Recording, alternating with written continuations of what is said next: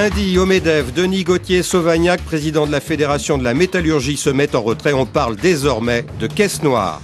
Mardi, Bertrand Cantat bénéficie d'une libération conditionnelle. Députés et sénateurs entérinent l'amendement ADN. Mercredi, Nicolas Sarkozy s'engage à réduire d'un tiers le nombre de personnes vivant en dessous du seuil de pauvreté. Jeudi, journée noire dans les transports. Le gouvernement affronte sa première grogne sociale. L'Élysée confirme le divorce de Nicolas et de Cécilia Sarkozy. Vendredi, à Lisbonne, les Européens se mettent d'accord sur le traité simplifié. Le baril de pétrole atteint les 90 $. Le dossier de la semaine, évolution des mœurs ou pipolisation de la vie politique. Quel rôle pour les médias quand un feuilleton sentimental devient une affaire d'État? Bonsoir à tous. Divorce à l'Élysée, est-ce que la République outragée frissonne ou est-ce que c'est la fin d'une certaine hypocrisie à la française au moment où l'on s'interroge sur l'évolution d'une 5e République qui se présidentialise davantage encore? Pour en débattre ce soir, Bernard-Henri Lévy, philosophe, Jacques Séguéla, publicitaire, l'un et l'autre de perchoirs différents. Vous observez la société française et nos mœurs. Bernard-Henri Lévy, diriez-vous que c'est la fin d'une hypocrisie? Naturellement, mais pas seulement la fin d'une hypocrisie. Pas seulement. Vous savez, il y a un livre, un grand livre de théorie politique qui est paru il y a 30 ans, qui s'appelait « Les deux corps du roi » de Ernst Kantorowicz, qui était un Allemand émigré aux États-Unis, et qui avait écrit ce livre c'est un biographe de Frédéric II, et ce livre sur l'essence du pouvoir. Et il disait que le roi, le monarque, le prince, le président, comme on veut, a deux corps, depuis les origines des temps. Il a un corps laïque et il a un corps sacré. Il a un corps mortel et il a un corps sacerdotal. Le corps sacerdotal, c'est le corps majestueux, c'est le corps hypocrite, c'est le corps supposé impassible, hiératique et sans passion. Et puis le corps réel, le corps mortel, c'est celui qui, lui, est sensible aux passions, etc. Et Kantorowicz disait que c'est comme ça que marchait le pouvoir. Alors moi, ce que je dirais aujourd'hui, c'est que on assiste pour la première fois, au fond, tous les présidents de la Ve République ont été kantorowicziens. C'est-à-dire qu'ils ont tous fait comme s'ils avaient ces deux corps. Le corps réel dont on savait bien qu'il avait des passions humaines, et puis le corps sacerdotal, le corps sacré, qui était supposé être le oin du saint crème du pouvoir. Je crois que pour la première fois, avec cet événement privé, qui ne regarde d'ailleurs que ses protagonistes, et qui est sûrement douloureux. Et qui est sûrement douloureux, oui. Pour la première fois, on assiste à une espèce de prise du dessus du corps profane sur le corps sacré. Et d'ailleurs, c'est intéressant, dans les reproches qu'on faisait à Nicolas Sarkozy depuis quelque temps, il y avait plusieurs sortes de reproches. Moi, j'ai des vrais reproches politiques, par exemple, sur des questions politiques importantes, mais enfin, qui ne sont pas le sujet de ce soir, sur les tests ADN, sur 1000 choses. Mais enfin, il y a un autre reproche que j'entendais, notamment de la bouche d'un de mes camarades, d'Alain Finkielkraut, qui lui reprochait, rappelez-vous, de faire du jogging et de suer. Hein? Oui, et d'apparaître en short. Et d'apparaître en short. Autrement dit, le reproche que l'on faisait à Nicolas Sarkozy, c'était d'avoir trop de corps.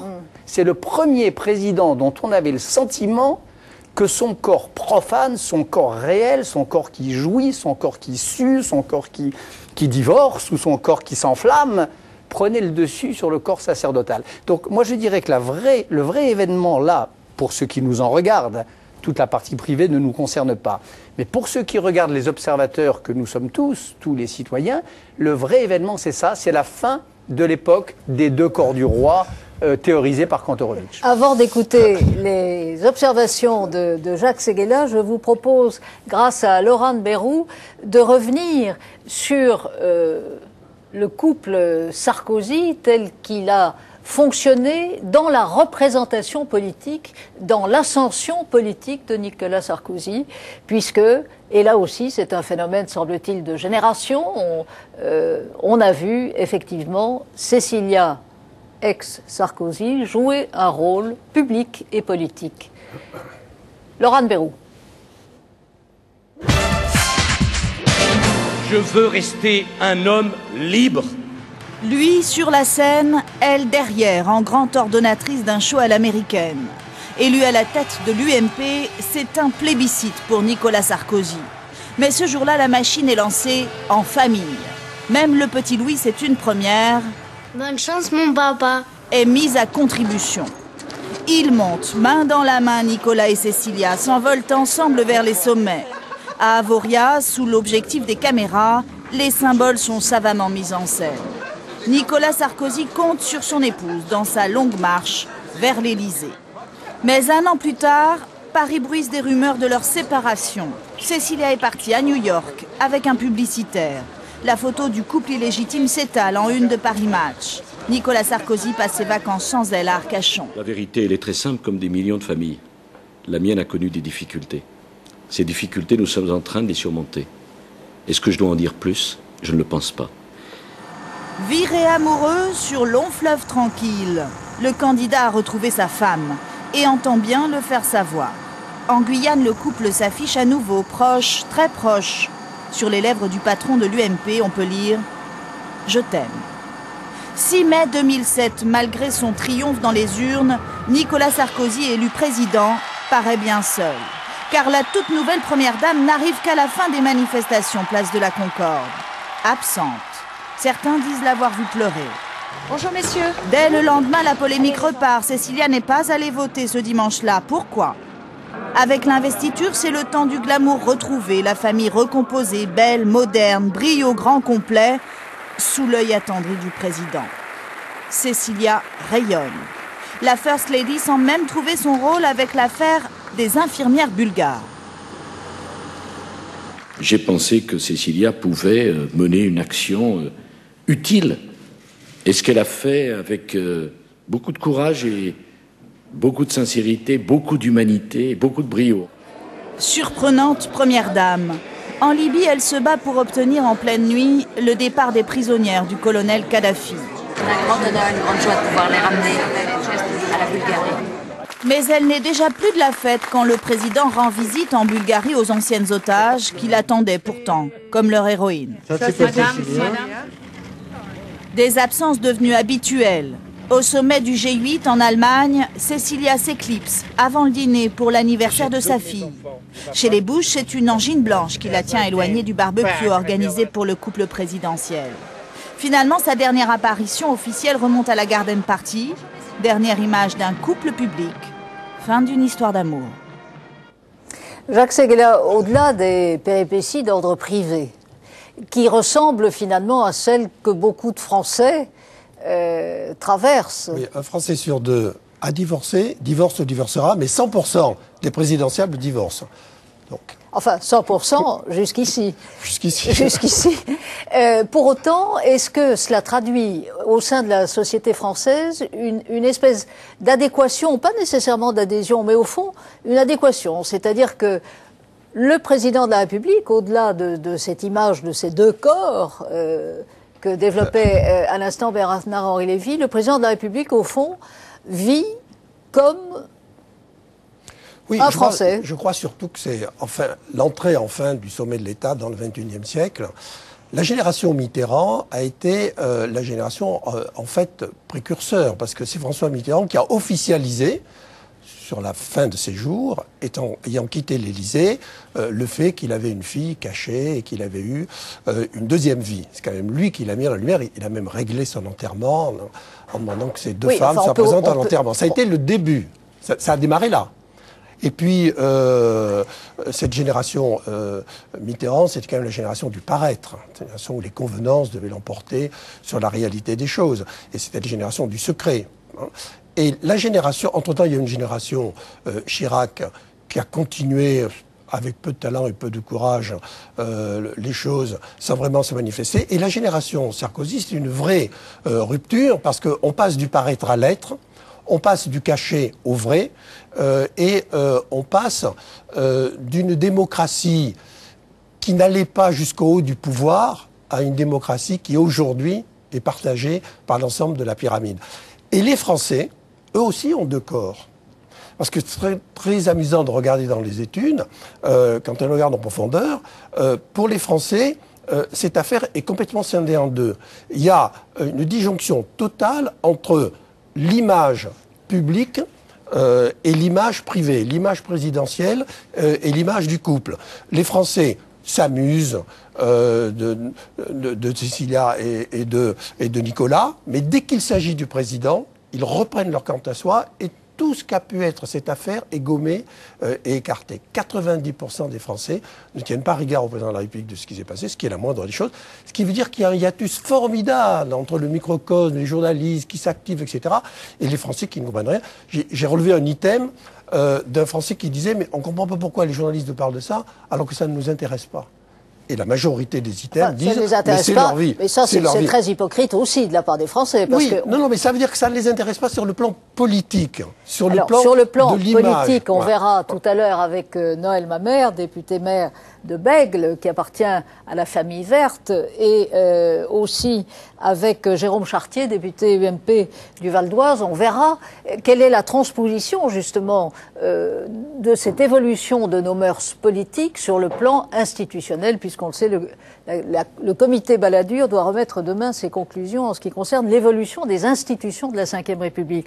Et il est tout à fait intéressant de voir qu'au fond, cette extrême personnalisation de notre théâtre politique, on l'a vu tout au long de la campagne présidentielle. Bernard-Henri Lévy, vous consacrez un livre important sur un tout autre sujet, puisqu'il concerne la gauche, ce grand cadavre à la renverse chez Grasset. Néanmoins, la personne qui a incarné la gauche lors de cette campagne, c'est-à-dire Ségolène Royal, elle-même a nourri, s'est livrée, a entretenu une extraordinaire personnalisation de la vie politique française face à un Sarkozy qui en faisait tout autant. Ça, oui. Mais c'est vrai que c'est vrai dans les deux cas, et c'est vrai qu'il y a là, en effet, un drôle de phénomène, une espèce de ruse de la raison démocratique. C'est-à-dire que tous ces gens, et ça c'est des événements politiques, ça c'est pas du privé, que ce soit Ségolène Royal, que ce soit Nicolas Sarkozy, pas tous les hommes politiques. Il y a des hommes politiques dont on ne sait rien. Il y a des hommes politiques dont on ne connaît pas la vie, qui ont fait en sorte que la frontière entre le public et le privé soit étanche. Mais des hommes politiques d'aujourd'hui, de cette génération-là, qui prétendent au pouvoir suprême en France. Oui, je pourrais vous citer, par exemple, à gauche, personne n'a d'image de la vie privée de Bertrand Delanoë. Il n'y en a pas. Voilà un exemple, mais je pourrais vous en citer d'autres. On ne sait rien. On sait ce qu'il a eu le courage de dire, mais on n'a pas d'image, on n'a pas de mise en scène. Alors là, quand je dis ruse de la raison démocratique, ça veut dire quoi? Ça veut dire qu'il y a un certain nombre de personnages politiques qui ont cru que pour subjuguer les foules, qui ont cru que pour conquérir le pouvoir, pour exercer jusqu'au bout l'art de la séduction démocratique, il fallait se mettre en spectacle, il fallait se faire le metteur en scène de sa propre vie. Or, la chose se renverse. C'est une espèce de variante de l'histoire de l'arroseur arrosé. C'est le metteur en scène, mise en scène. C'est les médias, la pipolisation, la mise en scène qui les subjugue alors qu'ils pensaient de pouvoir subjuguer l'opinion ainsi. Donc il y a une espèce de renversement qui, dans les deux cas que vous citez, a quelque chose de tragique. Moi, je le raconte ça dans mon livre. J'ai eu le sentiment, quelquefois, d'avoir en face de moi Ségolène Royal, candidate à la présidence de la République, à une fonction suprême et extrême, et puis elle était comme toute femme, c'est-à-dire habitée, dévorée de l'intérieur par une souffrance, par un tourment, et par le tourment de cette espèce de mise en scène, bien sûr, qui était en train de revenir comme un boomerang. Nicolas Sarkozy, le grand paradoxe de cette affaire, c'est que ce qui est et là aussi c'est de la politique, cet homme qui croyait, il me semble, je le connais un tout petit peu, et puis nous le savons tous les observateurs, son grand fantasme, c'est de croire qu'il peut tout contrôler. On le dit assez, ça fait partie des reproches qui lui sont adressés, manipulateur, machinateur de tout, une sorte d'orchestrateur universel, de metteur en scène de sa propre vie et de la vie des Français. Et puis il y a un grain de sable, un petit caillou. En grec, ça s'appelle un scandale. Un scandale, c'est un petit caillou, un scandalon. Il y a un petit caillou qui se trouve, ironie du sort, à voir le visage de celle qui était cet autre lui-même, sa complice, y compris dans cet art de la manœuvre et puis de l'ascension, comme on vient de le voir, et qui fait que tout ça se renverse. Alors ça je trouve que c'est comme une fable. Le metteur en scène, mise en scène, le machinateur, machiné. C'est une fable très triste parce que je crois qu'alors là, il ne faut pas faire... nous sommes un certain nombre, comme vous l'avez dit, à avoir divorcé dans nos vies. C'est toujours très triste. Mais il y a là quelque chose qui en dit long sur cette espèce de ruse de la raison, de la démocratie d'opinion. C'est avant tout une évolution sociologique. Cette société qui s'avance, c'est d'abord une société féminine. Et donc, l'arrivée des vertus féminines dans cette société fait que l'affect, le sentiment, la presse du cœur, l'amour, la tiennent tout d'un coup, transparence. la transparence, mais aussi l'équilibre, l'harmonie, tiennent tout d'un coup une place très forte. Le deuxième phénomène de la société, c'est l'hypermédiatisation. Explosion des médias, explosion du net, du SMS, multiplication des magazines, multiplication des télévisions, 500 télévisions qu'on peut regarder en France, et donc besoin fou d'animer ces télévisions par des people de plus ou moins grande qualité, parce qu'on sait qu'il y a une attirance. Puis la troisième, c'est surtout la personnalisation de la société. Nous sommes passés d'une société de masse, qui a été la société du XXe siècle, et de médias de masse, à une société de personnes. Donc la personne prend d'autant plus d'importance, et puis, plus que jamais, un besoin de héros. Bernard Shaw disait les peuples primitifs adorent des idoles de bois et de fer, et nos peuples adorent des idoles de chair et de sang. Ce qui était vrai dans les années 80, qui s'est estompé un peu, revient. Comme la vie est dure, comme elle est difficile, comme elle fait peur, on a besoin de rêver. En fait, la presse people, c'est rien d'autre pour les adultes que la bande dessinée pour les enfants. Donc c'est ce conglomérat qui fait que la vie au sommet finalement la vie des Français. Avec dans cette affaire un personnage tout de même assez extraordinaire, qui donne une leçon, alors là, de conduite et presque politique tout à fait incroyable, qui est Cécilia Sarkozy.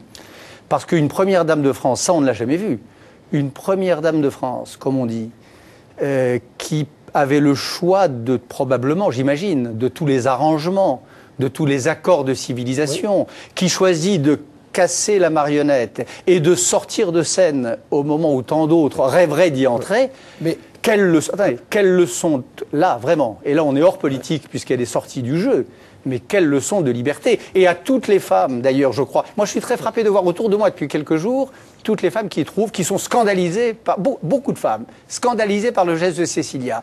C'est irresponsable, mais comment peut-on, mais comment ose-t-on? Autrement dit, comment ose-t-on ne pas s'accommoder de cette loi éternelle du petit calcul et du petit arrangement qui a si longtemps présidé à la capitulation des femmes. Et là, on a une femme qui, de manière assez extraordinaire, dit non et reprend sa liberté. Et ça, je trouve ça très beau, Jacques Ségala. Moi aussi. Je trouve ça très beau. Et justement, c'est le point extrême de la féminisation de la société. Et si Cécilia Sarkozy, son geste, était le point extrême de la libération de la femme? Oui, mais c'est ce que je suis en train de dire. Qui a commencé avec Brigitte Bardot dans son drap blanc, avec une libération sexuelle, et qui finit par la plus belle libération, qui est de dire à notre société, vous vous trompez. Il n'y a pas que le pouvoir dans la vie, il y a d'abord la vie. C'est pour ça que je pense qu'elle est entrée dans l'histoire, beaucoup plus que n'importe quelle autre. Moi, je ne sais pas si elle est entrée dans l'histoire, mais en tout cas, l'histoire le dira. Elle a fait un geste, elle a opéré là un geste qui a de la gueule. L'ensemble est douloureux parce que rien n'est pire qu'un divorce, surtout de gens que l'on aime, mais l'ensemble est une leçon de sociologie magnifique et de modernité magnifique. La France est en train de changer. Alors, et on doit ça aux politiques. Une leçon de modernité que Dominique Rotival va nous démontrer, puisqu'elle s'est penchée sur l'histoire des premières dames de France, et vous allez voir à quel point ces personnages féminins reviennent de très loin. Comme chaque fin d'année, l'Élysée a renoué avec la plus aimable de ses traditions, l'arbre de Noël des enfants. Un bonheur de courte durée à l'Élysée, un bonheur simple. René Coty a 72 ans, Germaine, son épouse, lui sert à dîner. C'était il y a plus de 50 ans, sous la 4e République. Fête des mères cette fois à l'Élysée. Tante Yvonne, comme l'ont surnommé les journaux, accueille les mères de famille méritantes. Yvonne de Gaulle, dans l'ombre du général, mène une vie simple et discrète, même si elle sacrifie aux obligations du protocole. Qualifiant l'Élysée de maison du malheur, Claude Pompidou impose un nouveau style. Elle a de l'influence sur Georges Pompidou. Elle s'intéresse à l'art contemporain. Sans elle, aurait-il construit le centre qui porte son nom? 1974, la communication politique fait son apparition. VGE met en scène sa famille et son épouse. Et je crois qu'Anémone veut aussi vous adresser ses vœux. Difficile. À tous et à toutes, j'exprime mes vœux très chaleureux. Je resterai certainement fidèle à mon caractère, c'est-à-dire une nature extrêmement réservée et discrète. Jacques Chirac l'a surnommée la tortue. Effacée lors du premier septennat, elle finira par trouver sa place. Conseillère générale de Corrèze, elle s'investit dans l'opération Piège jaune avec un soutien de poids, David Douillet. Retour en arrière, la plus indépendante, c'est Danielle Mitterrand, une femme engagée. Le 10 mai 81, elle rejoint François Mitterrand sur le balcon de l'hôtel du Vieux-Morvan. Officiellement, il donne le change, mais chacun vit sa vie. Avec France Liberté, elle soutient les Kurdes, accueille Fidel Castro, au risque d'agacer le Quai d'Orsay. Est-ce que ça veut dire, madame, qu'étant à l'Élysée, vous restez une militante? Oh, vous savez, si vous appelez militantisme, si c'est apporter un peu plus à ce qui vous entoure, et bon, d'ailleurs, d'accord, je veux bien être une militante dans ce cas-là. Vous savez, la femme du président de la République n'a pas de rôle. Elle a celui qu'elle veut bien se donner.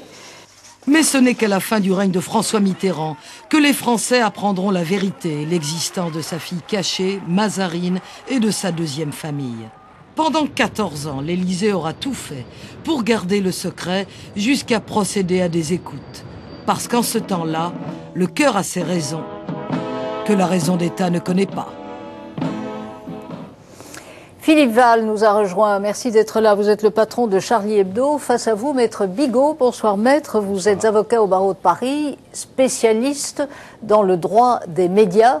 À un moment, bien évidemment, et on a vu ça tout au long de la campagne électorale, à cause d'un certain nombre de livres, et vous en défendez un en particulier, un certain nombre de livres où il a été fait état, bien évidemment, de ces interférences constantes entre la vie privée des candidats et leur vie publique.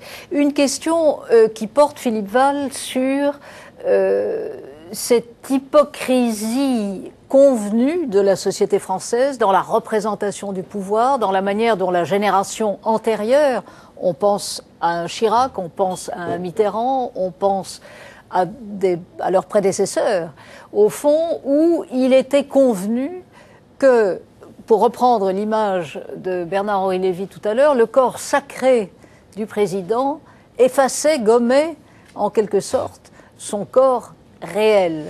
Est-ce que vous trouvez que cette évolution, qui paraît brutale, mais qui correspond à l'époque, est une bonne chose ? Évidemment que c'est une bonne chose. Évidemment. Il y avait la théorie des deux corps du roi, hein, qui est une théorie assez complexe, mais... Que Bernard-Henri Lévy voilà. nous a brillamment résumé tout à l'heure. Bon, bah, on peut dire qu'il y en a un qui est marié avec la France, l'autre qui est marié et qui est divorcé, en l'occurrence, avec son épouse. Mais ça voudrait dire que la République a eu beau passer, on a eu beau en finir avec le pouvoir héréditaire, le pouvoir du sang. On a eu beau en finir avec tout ça. Il est resté dans l'esprit des gens une sorte de royalisme. Tout le monde a le droit de divorcer. Ça a été long à faire admettre le divorce. Hein. Il a fallu attendre quand même le 19e siècle.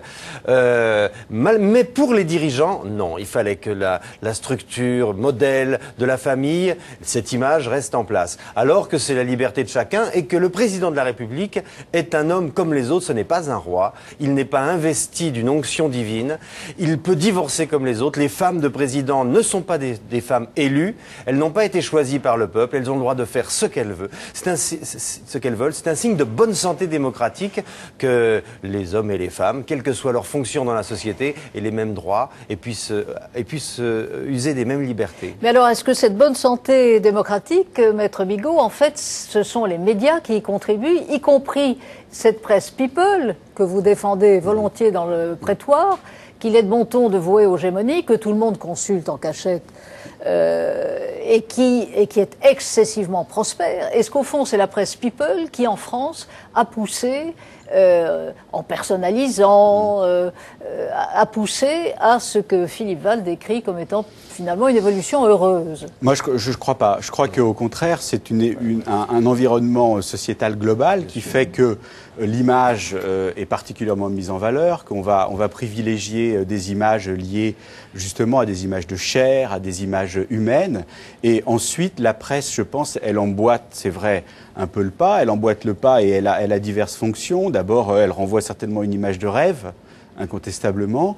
Et puis elle renvoie aussi de la même manière aux gens l'image de leur propre vie. Je crois que pour le divorce des époux Sarkozy, c'est ça aussi, c'est qu'on s'aperçoit que finalement tout le monde peut divorcer, y compris un chef de l'État. Mais je pense que ça n'est pas la presse people qui a été le moteur là-dedans. Je pense qu'au contraire, c'est plutôt une société de la communication dans son ensemble. C'est mai 68, c'est évident. Et quand l'actuel président, à 2 jours de son élection, a dit maintenant on a 2 jours pour liquider l'héritage de mai 68, il a fait un gros mensonge parce que c'était une promesse non tenue. Il puise à plein bras dans l'héritage de mai 68 et sinon il n'aurait pas divorcé comme ça publiquement. Non seulement il puise à plein bras, mais il est l'incarnation de 68. Il ne serait pas prêt. Une incarnation possible. Une incarnation de tout. La famille recomposée, oui, bien sûr. La disjonction des 2 corps, le divorce aujourd'hui, tout ça n'aurait pas été possible sans mai 68.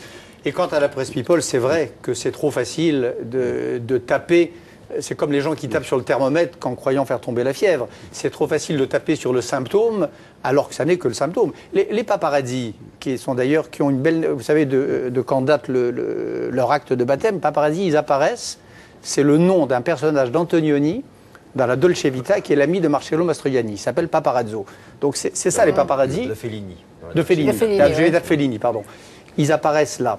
Et c'est vrai que d'en faire les boucs émissaires de cette dérive et de cette pipolisation est totalement absurde. On passe à côté de les même si on les aime pas, même si moi il m'est arrivé parfois d'avoir affaire à eux, c'est pas très agréable. Mais c'est vrai que je ne leur ai jamais fait de procès parce qu'on ne fait pas un procès à un thermomètre.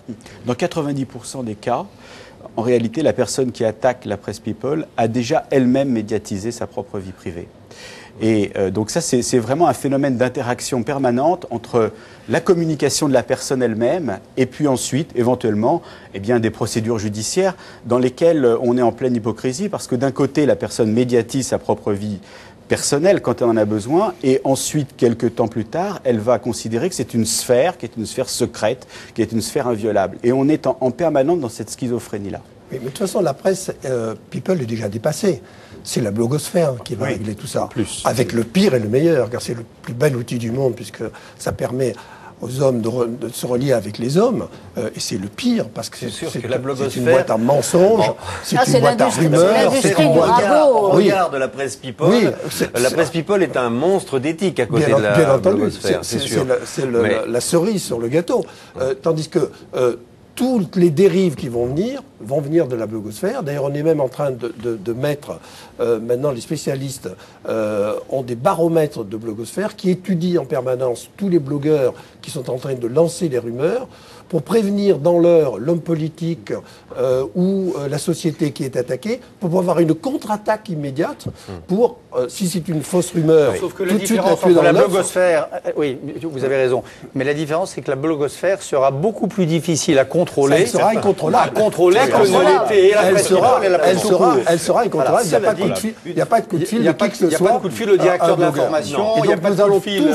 Nous allons tous être victimes de la blogosphère. C'est-à-dire d'un régime d'indiscrétion généralisée et de méchanceté, parce que la blogosphère a tendance, Charlie Hebdo à côté, qui n'est pas méchant, c'est bien connu, qui est juste... On ne fait pas de ragots, nous. Voilà, vous ne faites pas des ragots, mais enfin, vous cognez.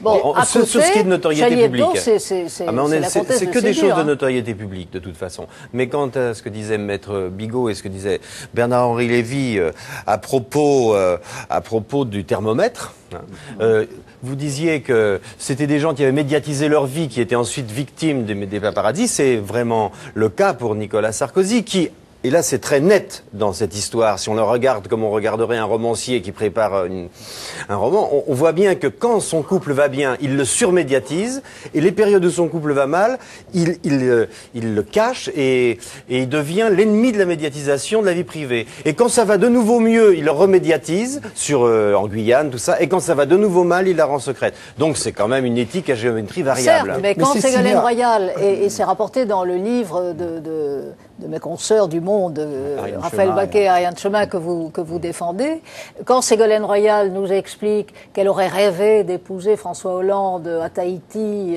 etc., et qu'un mois plus tard, elle officialise elle-même en décidant du calendrier qui correspond d'ailleurs avec les résultats des législatives. Ouais. Parce que ce qui est très intéressant dans tout ça, c'est que l'instrumentalisation, elle passe aussi par la maîtrise d'un calendrier politique. Oui.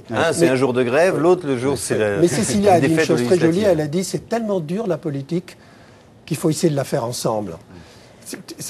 C'était des temps heureux, d'accord. Mais je comprends qu'un homme politique ou qu'une femme politique ait besoin de s'appuyer sur son conjoint, comme on le fait dans nos vies professionnelles. Tout ça est tellement normal. Je crois que sur le calendrier, Philippe Philibal, on est assez... je crois qu'il ne faut pas être trop paranoïaque sur le calendrier. Ségolène Royal, moi j'imagine qu'elle n'en pouvait plus de mentir. Sans doute. Et qu'à la première occasion, dès que ça a été possible, elle a dit la vérité.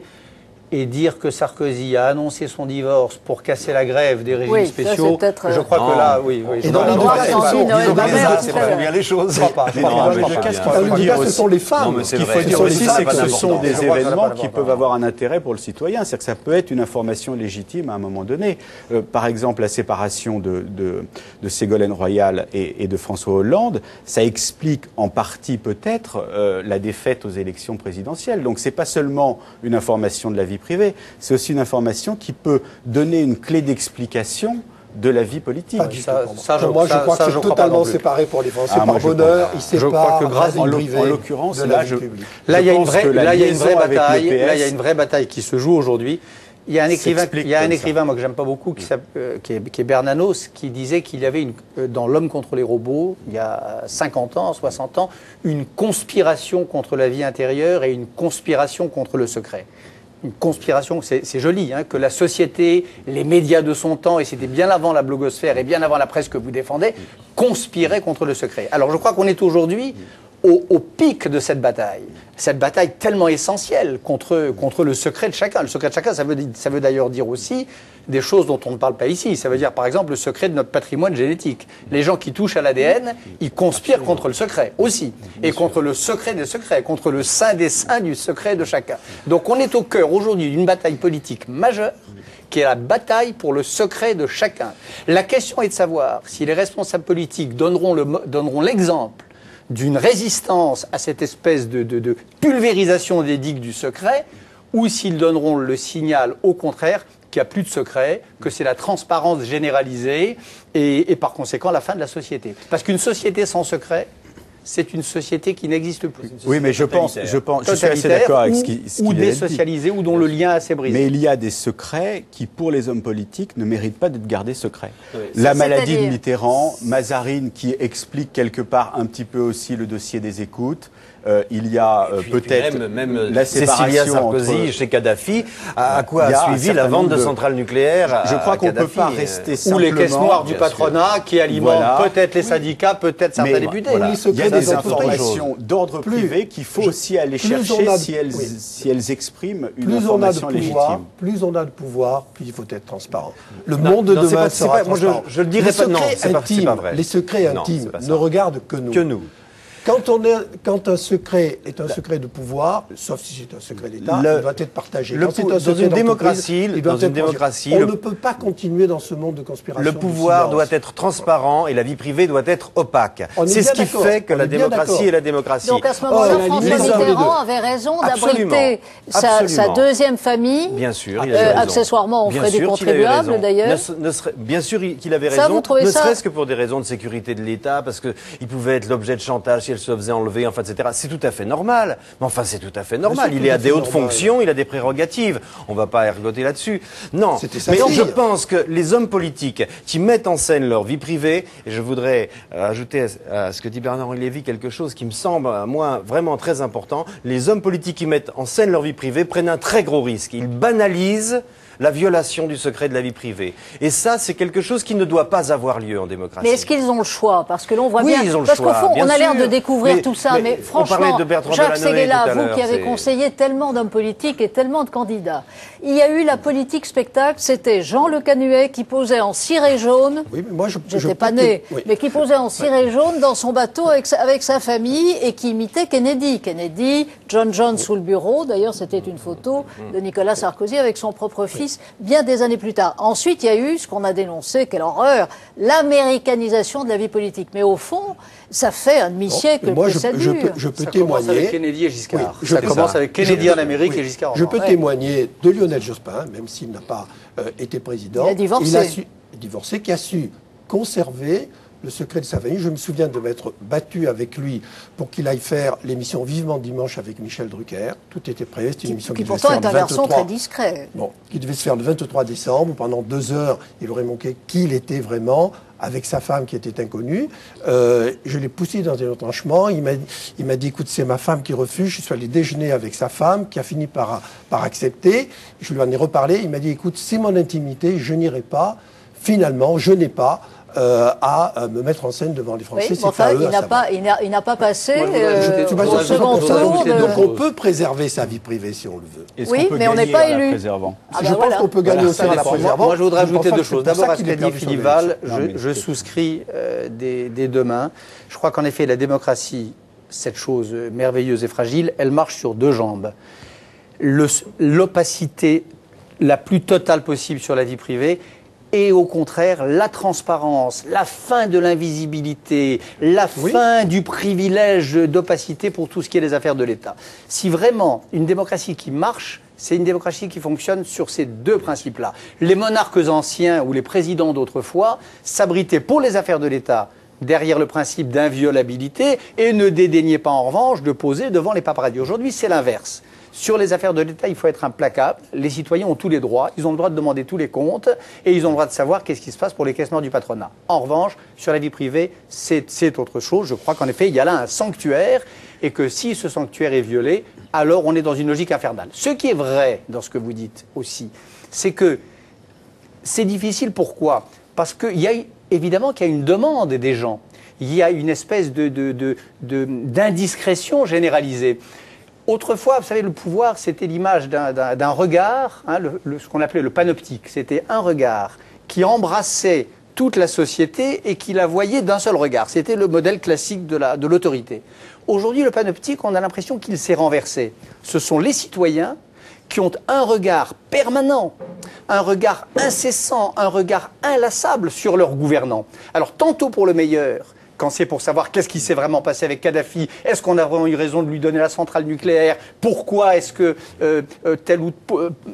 pourquoi le discours raciste de Dakar prononcé par le président Sarkozy, et parfois c'est pour le pire, quand ce goût de l'indiscrétion va vers la vie privée. Mais la loi d'aujourd'hui, c'est ça, c'est le renversement, le renversement du schéma panoptique. C'est plus les gouvernés sous l'œil du gouvernant, c'est les gouvernants sous l'œil des gouvernés. C'est formidable par certains côtés. Et il y a des dérives possibles de l'autre côté. Je souscris pas à ça parce que je pense qu'il y a une zone grise très importante entre les deux. Ce mur de la vie privée et cette séparation étanche entre vie publique et vie privée, je pense que dans les faits, en réalité, c'est un cas de figure qui est quasiment théorique. Vous avez une zone grise qui est très importante. Et pour reprendre par exemple Cécilia Sarkozy, c'est vrai que je pense que le citoyen a le droit de savoir si l'image qui a été fabriquée après son retour n'est pas une image de pur marketing politique destinée à tromper le citoyen. Bon, on est donc là dans une zone grise. C'est vrai que c'est un fait qui relève de la vie privée a priori, mais c'est un fait de la vie privée qui a été exploité dans le cadre d'une campagne. Et on est dans une zone grise et il faut, dans cette zone-là, apprécier au cas par cas s'il peut y avoir une légitimité de l'information ou pas. Où l'homme politique, en l'occurrence le président Sarkozy, met en scène et fait de la politique avec l'image de son couple, on est dans ce cas de figure. Et il a des comptes à rendre même là-dessus. Voilà. Et c'est son problème. Normalement, il ne devrait pas. Mais c'est lui qui a engagé son couple dans un combat politique. Alors c'est différent. C'est pas, à ce moment-là, c'est pas ceux qui courent après sa vie privée pour en savoir n'importe quoi qui sont coupables. C'est lui qui a mis en scène et qui en a fait un outil de conquête du pouvoir, d'exercice du pouvoir, voire même, etc. Donc, oui, il faut savoir que la France a vécu sa première vraie campagne présidentielle médiatisée moderne. Et il y a eu des dérives, et c'est une des dérives. C'est la première fois qu'il y a une telle surmédiatisation que la Une a accepté de faire des émissions politiques, qui a eu cet extraordinaire phénomène des débats participatifs de Ségolène Royal, qui a fait faire un grand pas à la démocratie, qu'il y a eu l'interactivité, et ça ne sera plus jamais comme avant. Donc ces dérives de mise en scène un peu trop fortes, qui ont échappé aussi bien à Ségolène qu'à Sarkozy, ne se reproduiront plus, et on est entré dans une nouvelle façon de faire de la politique, où on doit tout se dire, mais bien entendu. Car sinon, ce sera su. Car tout sera su dans la blogosphère. Moi, je ne veux pas tout savoir. Tout sera su. Et vous ne voulez pas tout dire, moi, je ne Bernard veux pas tout Olivier. dire. Mais moi, je ne suis pas un homme politique. Mais comme citoyen, Jacques Séguéla, comme citoyen, je ne veux pas tout savoir. Moi non plus. Mais on ne pourra pas y échapper. Et je voudrais exhorter mes concitoyens à ne pas vouloir tout savoir. Regardez ce qui s'est passé en Amérique. Regardez l'indécence au moment de l'affaire Clinton. La planète entière dans la chambre à coucher des Clinton. Et il n'y a pas que l'Amérique, parce que je vous propose tout de suite de traverser la Manche et vous allez voir ce que sont les médias britanniques et en particulier cette presse qu'on appelle les tabloïds, et vous allez voir le poids, l'influence que ces journaux exercent sur la vie politique. Laurent Bérou.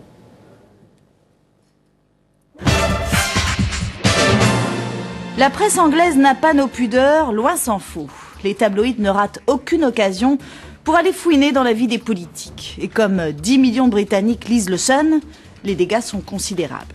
Les conservateurs n'ont pas été épargnés par la presse caniveau, mais les derniers exemples sont du côté travailliste. Prenez David Blunkett, le ministre de l'Intérieur aveugle de Tony Blair, le populaire artisan des lois antiterroristes. Le Daily Telegraph révèle qu'il a délivré le visa de la nourrice philippine de sa maîtresse en 19 jours.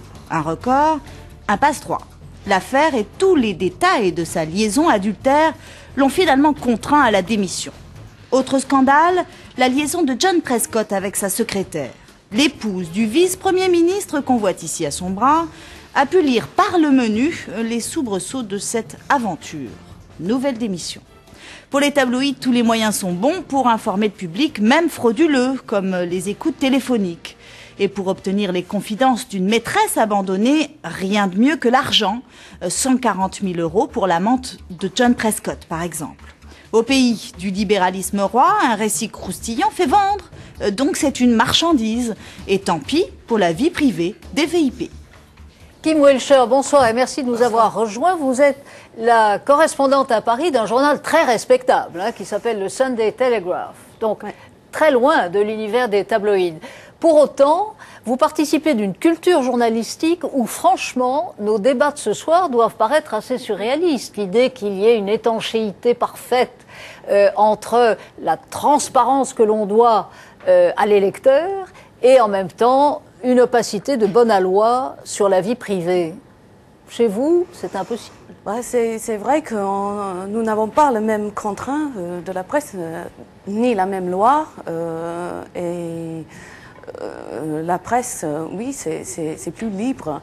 Mais je pense que c'est pas seulement la presse, c'est les citoyens britanniques les journaux, ils vendent dans les millions. Le Sun vend plus que 3 millions chaque jour. Le Daily Mail vend plus que 2 millions. Et la presse de qualité vend davantage que chez nous aussi, il faut le rappeler. 3-4 journaux quotidiens qui vendent plus que le Figaro, Libération, Le Monde réunis ensemble chaque jour. Alors, si les citoyens britanniques ne veulent pas savoir tout sur le vie de le politicien, les gens célèbres, ils n'achètent pas les journaux. Mais c'est ça. Et les journaux sont un commerce, c'est considéré un commerce comme tous les autres en Grande-Bretagne. Ils font le business. Ils font le business. Mais Maître Bigot, ça tient aussi à une différence juridique. C'est-à-dire que la loi sur la diffamation n'est pas la même en Grande-Bretagne et chez nous. Et le people chez eux englobe non seulement les hommes politiques, ce qui est un phénomène assez récent en France, mais aussi les industriels. Le président de British Petroleum a dû démissionner parce que son homosexualité a été révélée par un tabloïd. Ça, c'est pas pensable chez nous quand même, parce que la loi est plus protectrice. Absolument. On a une loi très particulière en France, puisque en principe, c'est un mur étanche de la vie privée qui est posé comme principe dans la loi. Alors après, c'est vrai qu'il y a eu beaucoup d'aménagements et beaucoup d'assouplissements, mais le principe à l'origine de la loi française, c'est chacun a droit au respect de sa vie privée. Voilà. Après, effectivement, lorsqu'on médiatise sa vie privée, sur certains événements, etc., on peut ouvrir un certain droit à l'information, mais la loi française est assez singulière en Europe et c'est certainement l'une des plus sévères. C'est pas simplement la ligne des plus sévères, mais le président de British Petroleum, les gens qui ont décidé de son éviction en France, ils seraient passibles de la loi, parce qu'on n'a pas le droit de discriminer un homosexuel en France. Qu'est-ce que vous voudriez, qu'on tourne en arrière? C'est plutôt mieux la loi française en l'occurrence. Et en Grande-Bretagne, on n'a pas le droit de discriminer contre les homosexuels en Grande-Bretagne non plus. Je pense que c'est pas seulement ça qui a causé son démission. Mais votre reportage a dit que tout est possible, même les écoutes, de mettre les gens sur écoute. C'est pas possible. Ça, c'est contre la loi. Et dans ces cas-là, il y a un procès. En France aussi. Oui. Mais je pense que la presse britannique, c'est pas que les tabloïds.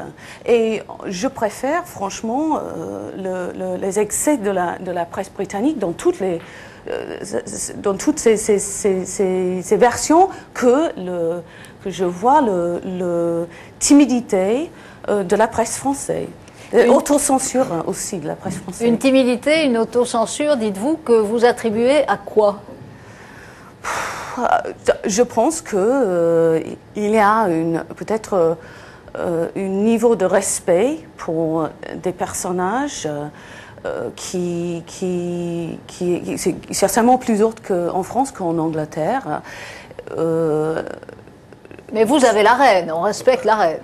Oui, mais la reine n'utilise pas la presse non plus. Il y a le règle de la reine, c'est jamais plaindre, jamais expliquer. Never explain, never complain. Alors, elle a évité toute examination de la presse. Et il y a eu un scandale énorme quand la BBC a fait une bande-annonce pour une émission, et la bande-annonce semblait signifier que la reine était partie furieuse d'une séance de photographie avec Annie Leibovitz, alors qu'en fait, ils avaient monté le plan à l'envers et que la reine, en aucune manière, bien élevée comme elle l'est, n'avait claqué la porte. Je crois qu'on est au cœur du sujet. Et je vais reprendre les derniers mots de Bernard qui me semblent les plus importants. Nous sommes en danger, puisque la blogosphère dira tout. Donc c'est un problème de civilité commune. On ne peut pas devenir comme les Anglais. On ne peut pas être la seule politique qui détruit les hommes politiques à coup de page. On ne peut pas devenir le pays du Monica Gate. On ne peut pas devenir l'incroyable commedia dell'arte de Berlusconi qui a dit qu'il avait séduit 82 femmes dans son été. Nous sommes le pays de l'art de vivre, de l'art de penser. Soyons le pays de l'art du respect. Ça veut dire que tout le monde va y mettre du sien. Ça veut dire que les hommes politiques ne doivent pas s'exposer. Ça veut dire que la presse doit savoir raison garder tout en informant. Et ça veut dire que le public, qui d'ailleurs fait bien la séparation des choses, doit continuer à garder cette morale qu'elle a. C'est un problème de respect. C'est un problème. On garde notre loi. Voilà. Et qu'on garde notre loi avant tout. Et qu'on renforce l'appel à la morale et l'appel à la sagesse. Moi, j'y crois un peu quand on a des bonnes lois. Et je pense que, contrairement à ce que dit Madame, on a une loi qui ne préserve pas que les puissants. C'est pas vrai. Dieu sait que moi, je suis de ceux qui, souvent, n'ai pas ma langue dans ma poche pour fustiger certains aspects de l'exception française que je n'aime pas. Mais là, c'est une bonne exception française. On a une loi qui fait que, sur les photos de Voici ou de gala, on floute le visage des enfants. On a une loi qui fait que les inconnus, pas les célèbres, les inconnus ont le droit de faire un procès et de refuser d'être représentés. Donc c'est pas vrai que c'est une loi qui ne protège que les grands. En revanche, il y a dans la presse française une tradition de révérence, mais pas là-dessus, sur les grands sujets. une tradition de révérence vis-à-vis du pouvoir qui, elle, va contre la démocratie. Mais sur les grands sujets de politique internationale, de politique intérieure, l'histoire de... J'y reviens encore une fois parce que c'est vrai qu'elle a été totalement éclipsée par le divorce d'État de la semaine dernière. L'histoire des caisses noires du patronat. Ces sommes faramineuses dont on ne sait pas si elles servaient à acheter la paix sociale ou à payer des députés lobbyeurs. Ça, ou les deux, mon général. Ou les deux. Ça, c'est une histoire colossale. C'est le plus grand scandale de l'histoire de la République. Or, ça dure apparemment, d'après ce que nous disait le président Yvon Gattaz, dont c'était le grand quart d'heure warolien, on le sait depuis des décennies. Personne ne l'a jamais dit. Personne n'en a jamais parlé. Le problème est là. Il n'est pas dans la loi sur la vie privée. Donc, vive la loi sur la vie privée qui protège les enfants et les inconnus. Et oui, il y a plus d'audace de la presse qui, sur des scandales de cette importance, aurait eu le courage depuis longtemps de nous dire la vérité. Ce que vous auriez peut-être fait, vous, en Angleterre, d'ailleurs. Je suis complètement en accord. On va laisser Kim. Oui, mais je suis complètement en accord. J'ai toujours pensé que c'est pas les gens célèbres, c'est pas les politiciens qui ont besoin d'être protégés, c'est les inconnus, c'est des gens qui sont dans les journaux pour des raisons complètement privées qui ne doivent pas nous intéresser. Mais quand j'ai dit je préfère la presse britannique avec toutes ces fautes, ces défautes, mais c'est pas que les tabloïds, comme je dis. Il y a récemment, et parce qu'ils font de l'argent, parce qu'il y a de l'argent dans les caisses pour les journaux, ils peuvent faire les investigations. On a des grandes investigations sur le dossier en Irak, sur les financements, les ventes des honneurs, l'équivalent de Légion d'honneur pour l'argent, pour les partis politiques, les autres affaires qui sont investiguées que je trouve pas le même. Je ne sais pas si ça, on est d'accord. C'est parce que il n'y a pas des moyennes. Pour compléter, juste deux choses. Ça n'a rien à voir. Voilà, il y a la presse britannique, il y a une presse trash britannique qui commet des excès qui nous choquent, etc. Bon, ça c'est une chose. On n'est pas en train de dire c'est ça la presse britannique. Certes. Nous, autres journalistes français, pour la plupart d'entre nous, on admire beaucoup la presse britannique, les grands journaux britanniques, ainsi que les journaux américains, pour le pouvoir d'investigation notamment qu'ils ont et qu'ils exercent. Moi, j'ai travaillé aux États-Unis pour faire des reportages. Avec ma carte de presse, je rentre partout. On rentre partout aux États-Unis. En France, on rentre gratuitement dans les musées avec une carte de presse. C'est tout. Donc, il y a un petit problème de droit à l'information. Et les excès de la presse anglaise, c'est une chose, mais le sérieux du travail de la presse anglaise, c'est autre chose. Et américaine. Et américaine, bien sûr. Regardez, je veux juste rebondir d'un mot sur ce que vous disiez. C'est que le droit européen va dans le sens d'une uniformisation aujourd'hui en prenant le modèle français. Puisque la Cour européenne des droits de l'homme a par exemple condamné l'Allemagne, qui avait un concept très particulier, qui était le concept de personnage absolu de l'histoire contemporaine. C'était un personnage qui n'avait pas le droit à la protection de sa vie privée. La Cour européenne des droits de l'homme a condamné l'Allemagne en disant il faut protéger tout le monde. Et c'est un concept qui va vers la proportionnalité, c'est-à-dire il n'y a pas de liberté absolue, il n'y a pas de protection absolue.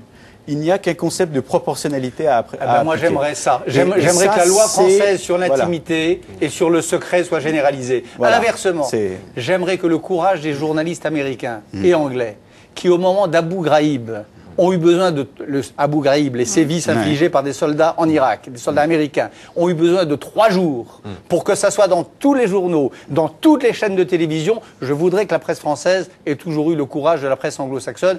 Pour la guerre d'Algérie, il nous a fallu 30 ans pour faire ce que les Américains ont fait en 3 jours. Donc, moi, j'aimerais qu'on donne au monde notre petite loi sur le droit au secret et qu'on prenne du monde leurs grandes pratiques journalistiques dont on nous faisait l'éloge tout à l'heure et sur l'information. Merci. Je dis ça parce que Le Point, l'éditorial de Le Point cette semaine parle de la presse anglo-saxonne qui berne outrageusement ses lecteurs. Alors ça, c'est une erreur.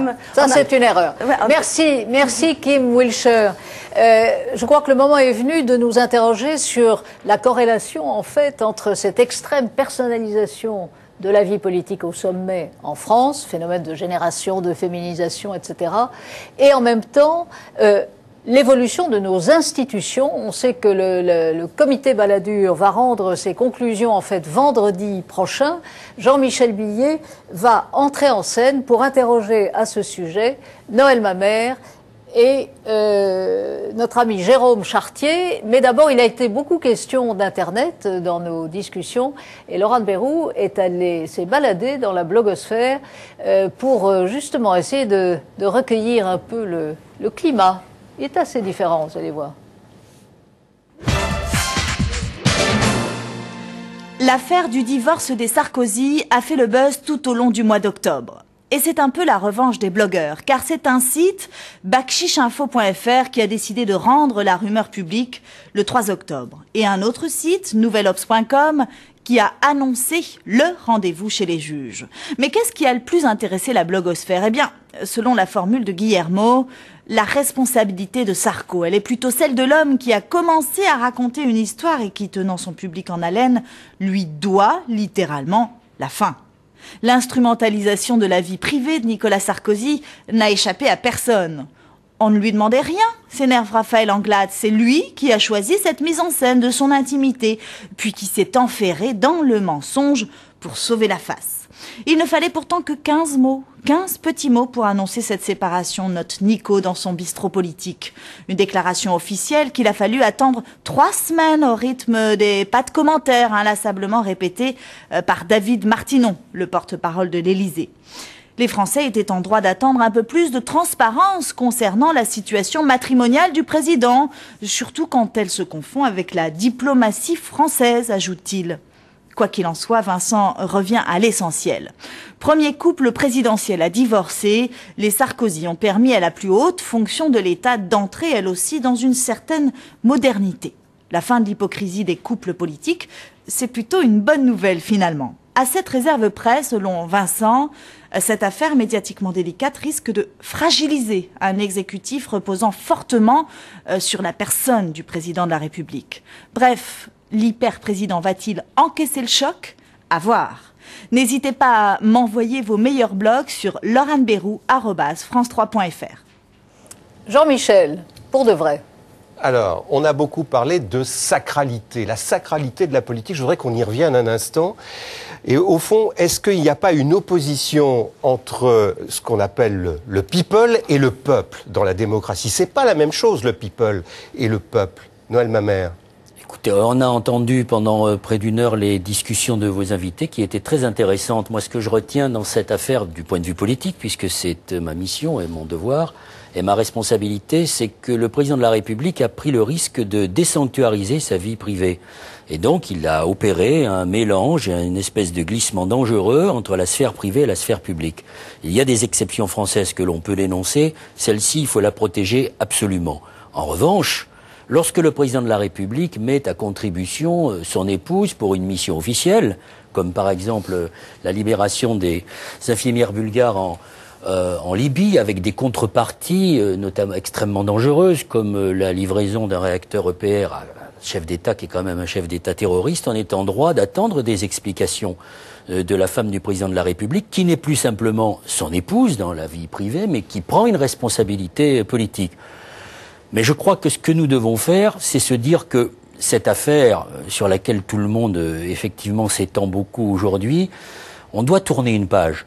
Tourner la page de l'hypocrisie, et de ce point de vue, on a un président qui est particulièrement hypocrite en nous disant effectivement à 48 heures de la fin de sa campagne, on va liquider 68. Il est en effet le symbole de ce que 68 a apporté. Moi, je trouve que qu'un président de la République puisse, avec son épouse, décider d'une rupture, même si toutes les ruptures sont douloureuses. Il est comme des millions de Français. Il n'a pas à s'en expliquer devant les Français, parce que c'est de l'ordre de sa vie privée. Mais il a été conduit à devoir s'expliquer dans la mesure où il a mis en scène sa vie privée et qu'elle a contribué à son accession aux plus hautes marches de pouvoir. Tout cela, c'était jouer avec le feu. Il a joué aux apprentis sorciers. Maintenant, je crois qu'il faut tourner cette page, qui était une page nauséabonde. Moi, j'ai beaucoup aimé ce qu'a écrit Régis Debray. Je trouve que le titre de son livre, L'obscénité démocratique, correspond exactement à la situation à laquelle nous sommes confrontés aujourd'hui. Jérôme Chartier, est-ce qu'il y a quelque chose comme une obscénité démocratique dans la démarche de Nicolas Sarkozy? Moi, j'ai pas le sentiment. J'ai plutôt le sentiment que finalement la femme du président de la République, et on l'a bien vu dans le reportage tout à l'heure, a toujours eu, je dirais, a fait l'objet de toutes les curiosités. Regardez Tante Yvonne. je trouve ça très drôle, Yvonne de Gaulle. Le livre qu'on a écrit, c'était Geneviève Moll, il me semble, qui, il y a quelques années, a écrit un livre qui s'est très bien vendu sur Yvonne de Gaulle. Pourquoi? Parce que ça intéressait tout le monde de savoir qui était Yvonne de Gaulle. Et puis Anne-Émone Giscard d'Estaing, les 2 femmes de François Mitterrand. Enfin, ça fait malheureusement partie aussi de la responsabilité de savoir avec qui vit le président de la République. Moi, j'ai beaucoup aimé le communiqué de l'Élysée, parce qu'il y avait de la pudeur et que ça faisait la part des choses. Autrement dit, voilà. Sauf que si on a bien compris, le communiqué a été modifié une demi-heure après, à la demande de Cécilia Sarkozy, parce que justement, on ne parlait pas de divorce. Ben écoutez, si finalement cet arrangement c'est celui de Cécilia, de Nicolas Sarkozy et que ça leur va très bien, moi ça me convient très bien. Il y a une chose sur laquelle je voudrais vraiment faire la distinction, si on veut que la politique c'est du sens, c'est de bien séparer effectivement la vie privée, ce qui est privé de ce qui doit être public. Ce qui est public, c'est que Cécilia Sarkozy et Nicolas Sarkozy sont ensemble et qu'il est président de la République. Ce qui est privé, c'est les raisons pour lesquelles ils divorcent et ça les regarde. Sauf que nous n'avons pas élu un couple, nous avons élu un candidat à la présidence de la République. Il a une épouse, il aurait pu avoir un compagnon, et ça ne nous aurait pas, nous n'aurions rien eu à dire. Non, et donc je pense qu'effectivement, dans cette histoire, il y a eu un mélange extrêmement dangereux.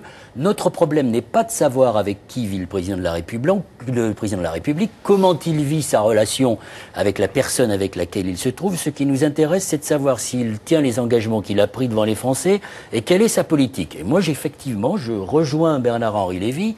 Lorsque je lis et j'écoute ce qui a été dit par le porte-parole de l'Élysée, disant qu'il fallait absolument préserver la vie privée du président de la République, quand le président de la République s'indigne dans un monument d'hypocrisie absolument extraordinaire, disant aux journalistes du Monde, vous manquez, vous auriez pu ajouter, selon son expression, un poil d'élégance.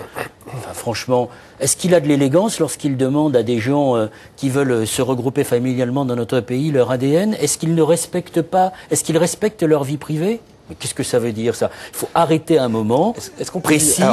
Il faut qu'on dise les choses clairement. On ne peut pas instrumentaliser les émotions, tomber dans la tyrannie des émotions. C'est ce qui est en train de nous menacer dans ce pays. C'est ce qui est en train de menacer la démocratie et les fondements de notre démocratie. Est-ce que l'hyperprésidence, Jérôme Chartier, est-ce que l'hyperprésidence de Nicolas Sarkozy ne conduit pas finalement à ce genre de situation? C'est-à-dire qu'au fond, pour rejoindre ce que disait Noël Mamère tout à l'heure, il y a, pendant la campagne présidentielle, naturellement des interrogations des Français pour savoir avec qui vivait le président de la République et mieux la connaître. Alors, en l'occurrence, s'agissant de Cécilia Sarkozy, les Français la connaissaient, mais regardez par exemple les autres candidats. Pendant toute la campagne, on s'est intéressé à leur vie quotidienne, avec qui ils vivaient, comment ça fonctionnait, parce que les Français veulent connaître le candidat à la présidence de la République, ils veulent savoir leur environnement. Moi, ça me semble légitime. Il y avait d'autres candidats dont on ne s'est pas absolument pas préoccupé de leur vie privée. Eh bien, écoutez, c'est pas vrai. Regardez un exemple, Frédéric Niyous, où pendant une journée, une caméra de France Télévisions, de Frédéric Niyous. Qui est-ce? Écoutez, candidat des chasseurs. Ah, d'accord. À la présidence de la République. Un candidat qui comptait beaucoup, oui. Non, on s'est pas intéressé, par exemple, à la vie de Noël Mamère, ça a été lui. Ça me paraît normal. Ça a été lui, ça a été d'autres candidats, ça a été Gérard Chivardi. Enfin bref, ça a été tous les candidats. Grands candidats. Non, justement, je cite exprès les petits. Pourquoi? C'est justement pour vous montrer que finalement, c'est pas seulement les grands candidats sur lesquels on s'est focalisé, on s'est vraiment intéressé pour l'autre partie de leur vie, c'est-à-dire leur vie personnelle, c'est tous les candidats. Et pourquoi? Parce que lorsqu'on atteint la responsabilité présidentielle ou qu'on souhaite y accéder, eh bien c'est vrai, tous les Français veulent savoir avec qui vous vivez et comment est votre vie. Et ensuite, vous êtes élu, et qu'est-ce qui se produit? Eh bien, il se produit que la personne qui vous accompagne pendant les cérémonies officielles, et ensuite, ça fait partie de la Jérôme Chartier, mais je comprends que vous défendiez le président de la République, vous êtes dans sa majorité, mais sincèrement, non, je ne le défends pas seulement parce que je suis dans sa majorité. Est-ce que vous ne pensez je crois qu'au contraire de ce que beaucoup pensent, il a vraiment voulu faire la part des choses. Est-ce que vous trouvez par exemple juste, normal, dans une vie démocratique comme la nôtre, dans un pays comme le nôtre, qui a un certain héritage, qui a certaines pratiques, que le président de la République fasse dire à son enfant, qui est un enfant, papa, je ne sais plus ce qu'il lui adresse. Bonne chance, mon papa. Bonne chance, mon papa. Enfin, il met en scène même ses enfants.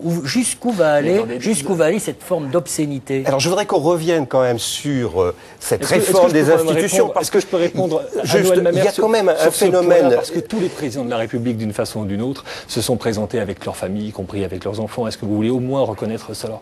Que ce soit Charles de Gaulle, que ce soit Valéry Giscard d'Estaing. Enfin, la fameuse photo de Valéry Giscard d'Estaing pendant la campagne présidentielle avec toute sa famille. Enfin, ça a Charles été... de Gaulle ne s'est jamais présenté. Écoutez, lorsqu'il est simplement apparu avec son fils et avec sa famille, lorsqu'il embrasse son fils. Certes, Jérôme Chartier, mais on n'a jamais, on n'a jamais eu autant une hyper présidentialisation. Jérôme Chartier. Notre vie politique à l'époque aussi. Jérôme Chartier, on n'a jamais eu autant. Alors, il y a le phénomène Sarkozy, il y a aussi le phénomène du quinquennat, le fait qu'on ait changé l'ordre des élections. Mais on a aujourd'hui une hyper-présidentialisation du régime qui se surajoute à ce système de communication de Nicolas Sarkozy qui fait qu'aujourd'hui, c'est lui qui est prescripteur, au fond, de tous les journaux télévisés de 20 heures. Donc, si on modifie encore les institutions, qu'on lui donne encore plus de pouvoir, est-ce que, là, finalement, on ne va pas changer de République ? On est dans une présidentialisation du régime depuis le 6 novembre 1962. Qu'est-ce qui s'est passé ? Il s'est passé que 4 ans après 58, le général de Gaulle a décidé que le président de la République serait élu par tous les Français. Et après, pendant 40 ans, on n'a pas voulu tirer les leçons. Bon, eh bien écoutez, il est temps de tirer les leçons. Il est temps de dire que le mandat, ça dure 5 ans et c'est calé sur celui des députés. Il est temps de dire qu'effectivement, on élit d'abord le président de la République, puis ensuite les députés. Et puis il est temps de dire aussi que c'est le président qui doit déterminer et conduire la politique de la nation parce qu'il a la responsabilité devant les Français. Et donc vous supprimez le Premier ministre ? Non, qu'il y ait un directeur général dans une entreprise, c'est normal parce qu'il y a un président. Mais en revanche, que la responsabilité soit bien identifiée et que ça soit celle du président de la République, moi personnellement, ça ne me choquerait pas, les mardis et mercredis, de voir Nicolas Sarkozy répondre aux questions au gouvernement, aux députés. Noël Mamère. Bon, évidemment, je ne peux pas être d'accord avec les propositions qui sont formulées par Jérôme Chartier. D'abord, en 1962, quand le président de la République a décidé son élection au suffrage universel, c'était c'était au moment de la décolonisation, avec un très fort conflit avec son Premier ministre, Michel Debré, qui n'était pas de guerre tout à fait d'accord avec l'indépendance de l'Algérie, et qui, lui, était favorable à ce que même on écrive dans la Constitution, c'est quand même lui qui a écrit la Constitution de 58, non pas le gouvernement détermine la politique de la nation, mais le Premier ministre détermine la politique de la nation. Quand vous venez de dire que Nicolas Sarkozy pourrait venir s'expliquer devant le gouvernement. Mais vous oubliez d'ajouter... Devant le Parlement, pardon. Vous oubliez de nous expliquer que selon d'ailleurs le comité Balladur, qui est quand même un comité de béni oui-oui, le président de la République... C'est pas gentil pour Guy Carcassonne. Guy Carcassonne comme les autres. Le président de la République pourrait donc s'expliquer devant le Parlement, mais il n'y aurait pas de vote une fois qu'il serait venu Jack Lang ce soir dit, excusez-moi, Jack Lang dit ce soir que le président de la République pourrait être responsable devant le Parlement. Oui, c'est ce que dit Jack Lang. On va voir ce qui va sortir le lundi prochain, donc demain, de ce que va nous proposer le comité vendredi prochain. Donc la réalité, c'est qu'aujourd'hui, on a affaire à un président de la République qui profite effectivement de la conjonction du mandat à 5 ans avec le mandat des députés, de ce qui est à mon avis, une erreur monumentale de Lionel Jospin lorsqu'il a inversé le calendrier et qu'il a fait du président de la République celui qui surdétermine notre vie politique, c'est-à-dire qu'aujourd'hui, bien le Parlement, qui était déjà bien mal en point et très cabossé, est devenu une sorte d'armée des ombres où nous avons 3%. Vous le savez aussi bien que moi d'ailleurs, 3% des lois que nous faisons voter, les propositions de loi, nous n'avons droit qu'à cela. On appelle ça même des niches parlementaires, à se demander si un jour la cabane va tomber sur le chien. Enfin, c'est vraiment une situation absolument insupportable, avec aucun droit de contrôle de l'exécutif, notamment sur tout ce qu'on appelle le domaine réservé, la politique de la France-Afrique. Quand on voit ce qui a été dit à Dakar par le président de la République, quand on voit que Mme Sarkozy peut dire tranquillement avec son ex-mari « Je ne viendrai pas m'expliquer devant les parlementaires sur les contreparties qui ont été apportées à Kadhafi », tout ça, ça ne figure pas dans les propositions. De gauche n'ont pas beaucoup insisté dans les non propositions. Plus, hein. Mais d'accord, mais peut-être, il y a des parlementaires de gauche qui sont timides, il y en a d'autres qui essaient d'être fidèles à ce qu'ils disent depuis longtemps. Je fais partie de cela.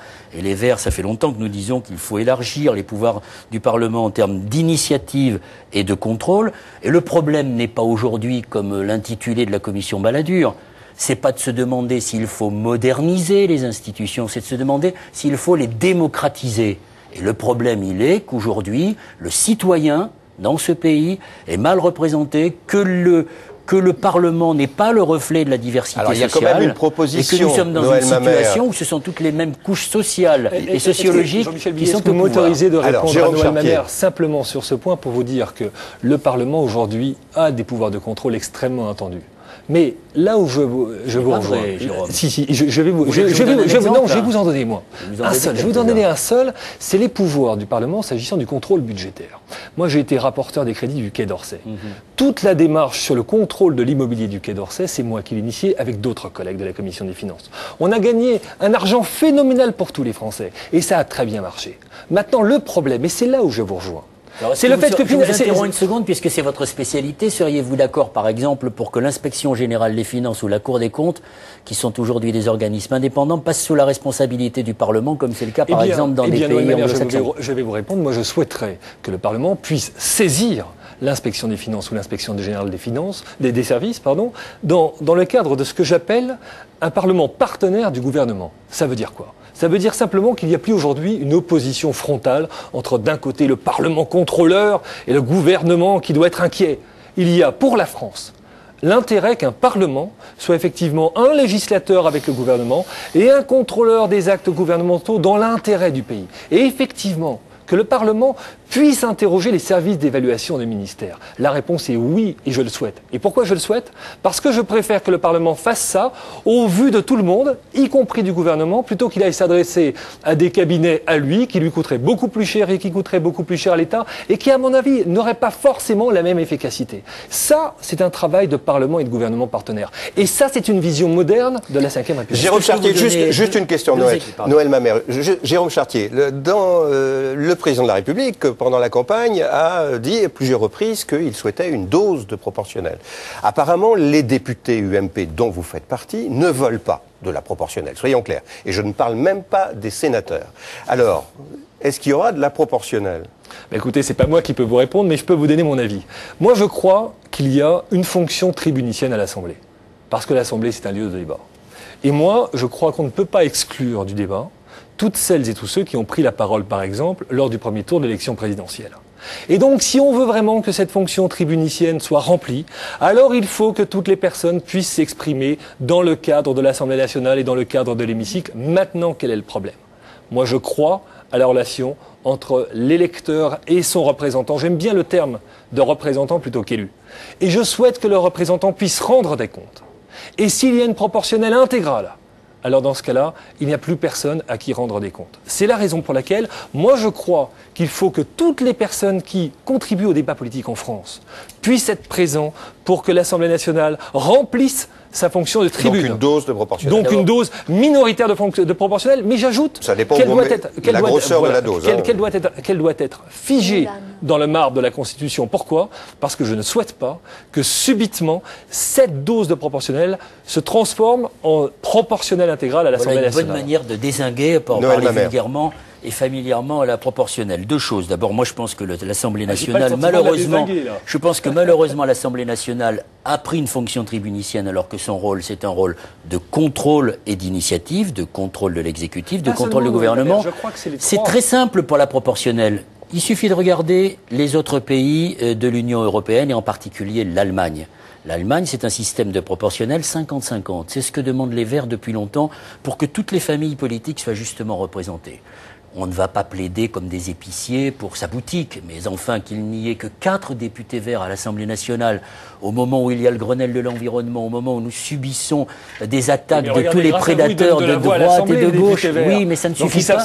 Ça ne suffit pas de donner la voix. Quand, par exemple, j'ai demandé une commission d'enquête parlementaire sur le rôle de Elf en Afrique et le rôle de Elf dans la guerre civile du Congo-Brazzaville qui a fait 10 000 morts, la commission des affaires étrangères, droite et gauche réunies, a décidé qu'il n'y aurait pas de commission d'enquête parlementaire. Quand nous demandons une commission d'enquête parlementaire sur le chlordécone, ce pesticide qui fait des ravages aux Antilles, le président de la commission, refuse qu'il y ait une commission d'enquête parlementaire.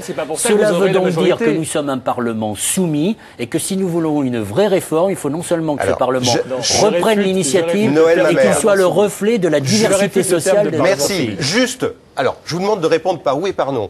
Les 27 à Lisbonne ont adopté le principe d'une nouvelle constitution simplifiée. Le président de la République souhaite qu'on aille vite, que ce soit même la France qui ratifie la première ce nouveau traité. Il veut passer par la voie parlementaire. Jérôme Chartier, vous êtes d'accord ? La réponse est oui. Vous votez oui ? Oui, il faut aller vite. Noël Ce n'est Mamère. pas une constitution simplifiée, c'est un traité simplifié qui est plutôt complexe, mais nous ne pouvons pas nous y opposer. Moi, je faisais partie de ceux qui ont dit oui à la constitution européenne. Je sais que ça pose débat. Répondre par oui ou par non. Non, je répondrai que je serai favorable à ce que ça reste devant le Parlement, à ce que nous décidions devant le Parlement. Merci. Écoutez, nous sommes d'accord. Ilana Mor-Youssef, bonsoir. Quelles sont les questions que les auditeurs internautes de France Info ont envie de poser ce soir à tous nos invités? Alors, la première question, bonsoir Christine et bonsoir à tous. La première question s'adresse à Noël Mamère. Noël Mamère, au moment des voyages de Cécilia Sarkozy en Libye, vous étiez de ceux, je crois, qui avaient demandé qu'il y ait un statut pour le conjoint du chef de l'État. Est-ce que vous êtes favorable à ça alors que la commission Balladur va remettre ses conclusions demain? Non, je n'ai jamais demandé un statut spécial pour l'épouse du chef de l'État ou le compagnon du chef de l'État, si c'est une femme. J'ai simplement dit qu'il fallait que nous ayons des explications à l'Assemblée nationale dans la mesure où l'épouse du chef de l'État avait été chargée d'une mission par le président de la République. Sur le reste, nous avons eu un débat qui était un débat des présidentielles. C'est un homme qui s'est présenté devant les électeurs français. Devant les Français, c'est pas son épouse. Donc, circuler, il n'y a rien à voir. Jérôme Chartier, je me souviens qu'au moment où ce débat faisait rage, Patrick Devedjian avait suggéré qu'on pourrait effectivement élaborer un statut pour le conjoint du chef de l'État. Puis après, on n'a plus trop entendu l'UMP sur ce sujet. Alors, qu'en pense le représentant de la majorité présidentielle que vous êtes ? Moi, je crois que finalement, c'est chaque personne qui crée son propre statut s'agissant du conjoint du chef de l'État. Il faut laisser beaucoup de choses à la vie et puis à la façon de faire. Regardez par exemple la présidence de Nicolas Sarkozy, la façon qu'il a d'interpréter la Constitution. Eh bien, écoutez, elle est extraordinairement moderne. On n'a rien changé et pourtant la façon d'être a tout changé.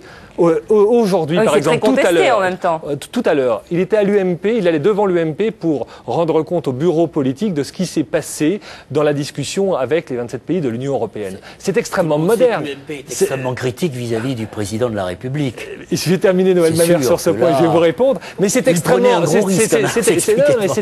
moderne de faire cela. Et puis c'était inattendu. En l'espace de 3 semaines, il a vu les principaux dirigeants de l'UMP une fois par semaine. Pourquoi ? Pour leur rendre compte, les tenir au courant, et puis engager le débat avec eux. C'est une vision moderne. Bref, au-delà des institutions et au-delà de l'évolution des institutions, il y a la façon d'être.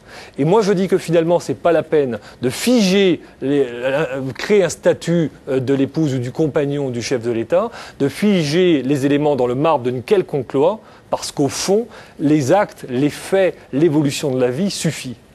Alors, je vais passer maintenant à un sujet un tout petit peu différent. La question s'adresse à Bernard-Henri Lévy.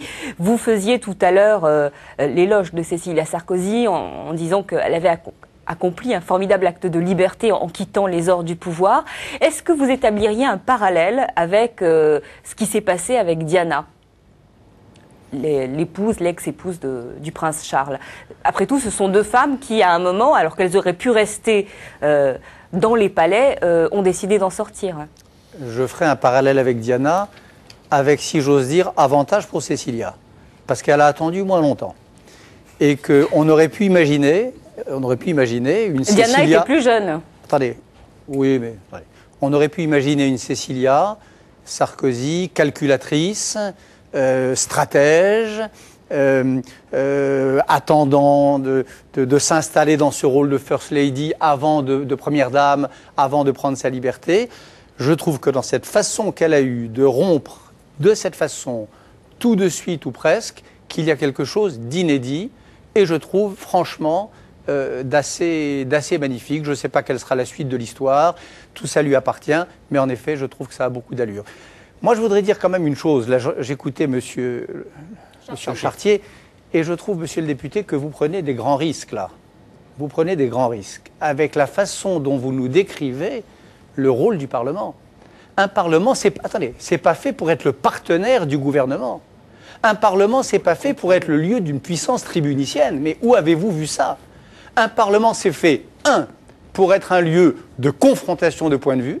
On l'a vu récemment avec l'affaire de l'ADN, des députés de droite et de gauche. Ça, c'est le rôle de débat, alors. Attendez un instant. De débat, c'est fait pour proposer des lois et c'est fait pour sanctionner. C'est pas puissance tribunicienne. On n'est pas dans la République romaine. On est dans un régime régi par... C'est l'une des fonctions, c'est l'une des 3 fonctions du Parlement. La fonction on est régi par un principe fondamental qui est celui de la séparation des pouvoirs, qui a été édicté et qui marche bien par un grand penseur qui s'appelle Montesquieu. Et vos histoires de partenariat et de puissance tribunicienne, de ça dépend de chacun, chacun y mettra sa teinte. Je trouve que vous prenez de grands risques et j'espère que vous n'êtes pas en train d'exprimer là le point de vue de votre parti. Donc je vais vous répondre. 1, la fonction tribunicienne, la fonction de débat, oui, elle doit avoir lieu à l'Assemblée, oui, elle est importante. 2, la fonction de législation. La fonction de législation. Effectivement, le Parlement aujourd'hui, il légifère. Mais il légifère avec qui? Avec le gouvernement. Qu'est-ce que ça veut dire tribunicien? Tribunicien, ça veut dire qu'on serait déjà... Est-ce que je peux terminer? Ça veut dire qu'on serait déjà... Est-ce que je peux terminer si vous voulez bien? Si vous voulez bien, si vous voulez bien, je vais terminer. Dans la République romaine, qu'est-ce que c'est que la fonction tribunicienne? Est-ce qu'il est possible éventuellement que je termine mon propos et puis après, et vous aurez l'occasion de me poser la question... Qu'est-ce que veut dire la fonction tribunicienne dans la République romaine? La fonction législative. Attendez, je reviens sur la fonction législative et après, j'irai sur la fonction de contrôle et puis après, vous aurez l'occasion de me reposer une autre question si vous en avez envie. La fonction législative aujourd'hui elle est partagée. Partagée entre le Parlement et le gouvernement. Pourquoi? Parce que, et ça a été dit tout à l'heure par Noël Mamère, c'est essentiellement le gouvernement qui fixe l'ordre du jour et qui propose des lois. Et le Parlement peut les amender. Mais il peut amender à partir du projet qui est présenté par le gouvernement.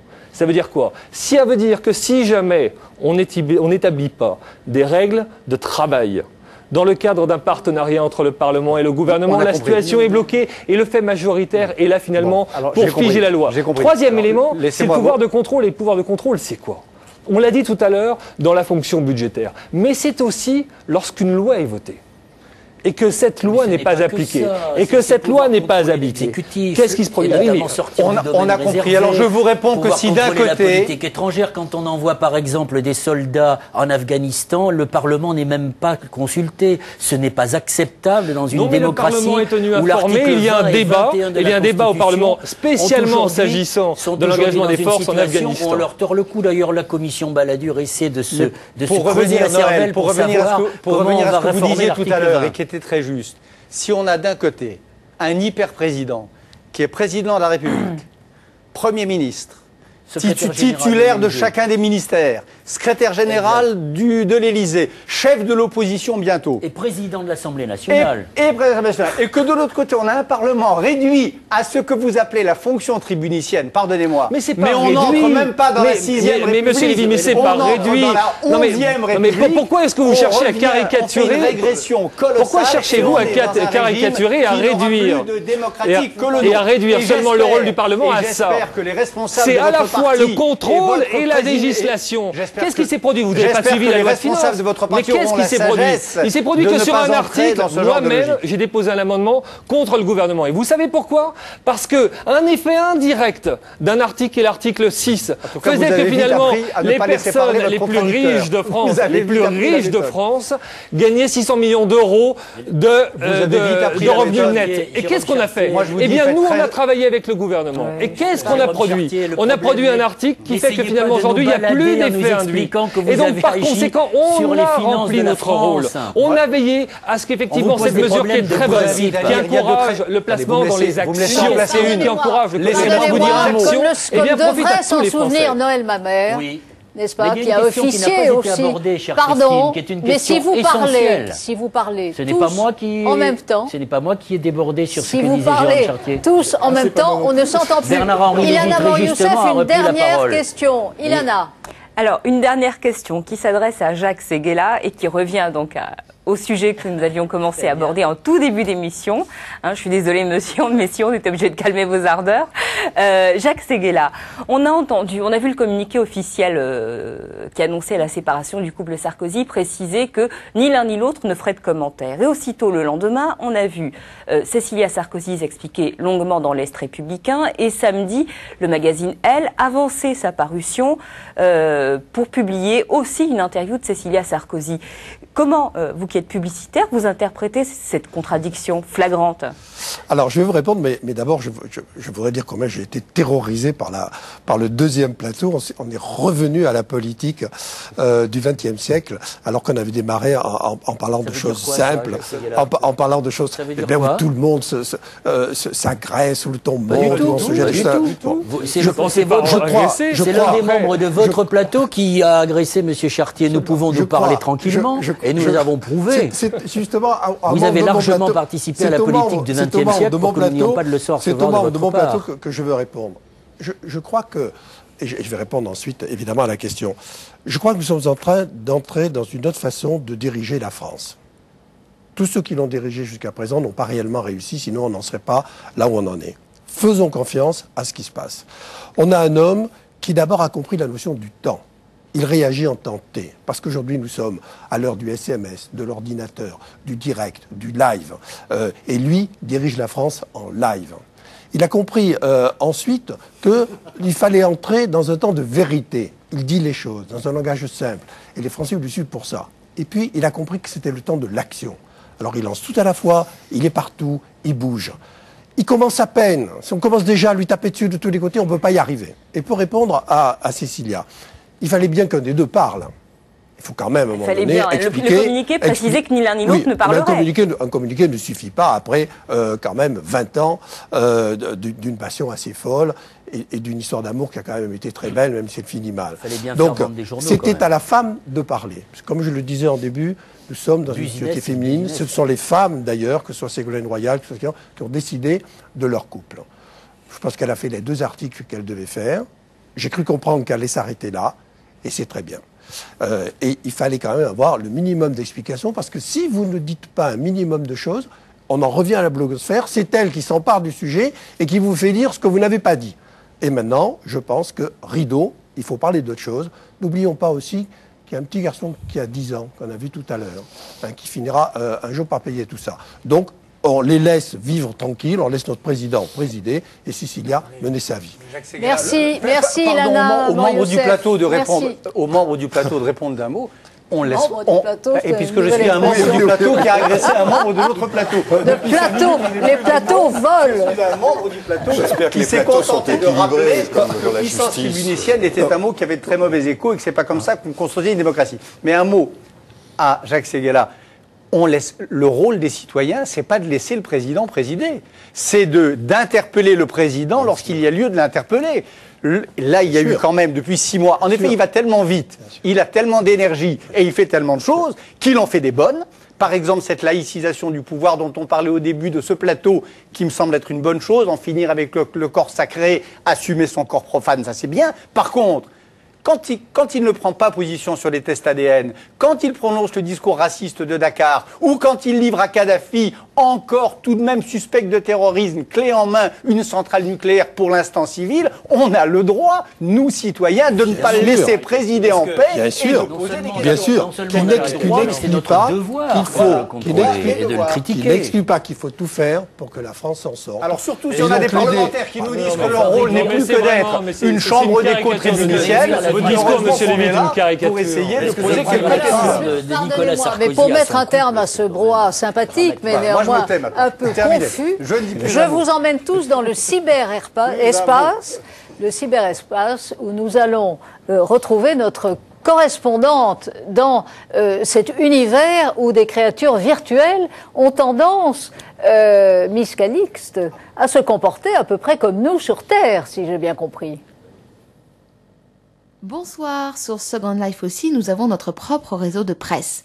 Déjà bien présent, Reuters ou BBC diffusent l'information réelle. Mais pour l'information virtuelle, la référence est un tabloïd, The Avastar, produit par le très célèbre Bild, magazine People le plus diffusé en Europe. 8 journalistes basés à Berlin et une douzaine de contributeurs virtuels qui se définissent comme des citoyens reporters, fournissent toutes les semaines sujets et réflexions. David Knight, le rédacteur en chef de The Avastar, a longtemps travaillé pour des journaux anglais et affirme que les méthodes de travail sont les mêmes dans le monde virtuel. L'info réelle est bien sûr relayée dans le magazine, telle l'élection présidentielle française ou le sommet du G8. Mais nous, cybercréatures, restons friandes des news people. Cette semaine, par exemple, c'était le mariage de Charity Colville et d'Hilbert Dilweg. Quelle romance! Finissons sur la vaste-star de la semaine. Duki Fresh Watanabe est mannequin, DJ et présentatrice sur une chaîne du câble virtuel. Pour moi, la concurrence est rude. Merci, Miss Calix. Vous voyez, Maître Bigot, que vous aurez bientôt de quoi faire dans le cyberespace aussi. Je vous remercie tous d'avoir participé à ce débat et je recommande vos ouvrages. Je commence par le vôtre, Bernard-Henri Lévy, Ce grand cadavre à la renverse, très beau titre, excellent ouvrage qui devrait être une lecture obligatoire pour tous ceux qui se réclament de la gauche diverse. Noël Mamère, l'avez-vous lu ? Pas encore, mais je ne demande qu'à le découvrir. Très bien. La prise de l'Élysée, les campagnes présidentielles de la Ve République, Jacques Séguéla et Thierry Saucet, c'est aux éditions Plomb. Sarkozy, mode d'emploi, Noël Mamère, chez Ramsay. Les traîtres et les crétins, vaste programme. Philippe Vial, c'est aux éditions Le Cherche-Midi.